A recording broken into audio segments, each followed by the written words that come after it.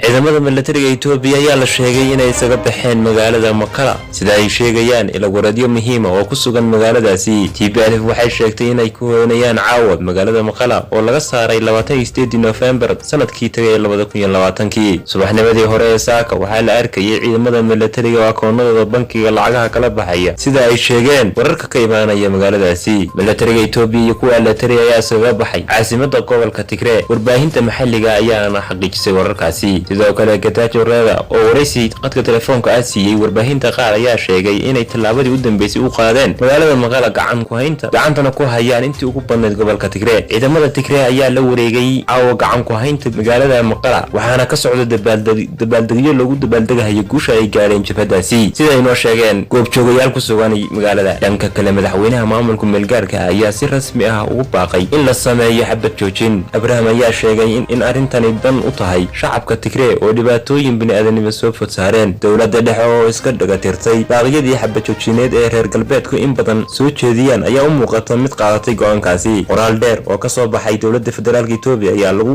xusay inay aqbashay codsigii kaga yimid maamulka kumeelgaarka ee gobolka Tigray ee ahaa in xabad joojin lala galo jabhada TPLF. ciidanka gaarka ee Canfarta iyo maleeshiyadkooda ayaa maanta weerar ku soo qaaday magaalada Garbaciise iyo nawaaxigeeda. dagaalka oo qaatay waqti dheer ayay shacabka Soomaaliyeed kala kulmeen iska caabin adag weeraradan gardarrada ah ee kaga imaaday deegaanka Canfarta. maamulka Canfarta oo dhul ballaadhsi wada ayaa xalaashaday dilka iyo xasuuqa shacabka Soomaaliyeed. inkastaba ha ahaatee markii ugu horeysay ay soo qaadaan duulimaad noocan oo kala ah kuna soo qaadaan shacabka degan xuduudka u dhaxeeya labada deegaan ee xoolo dhaqatada ah.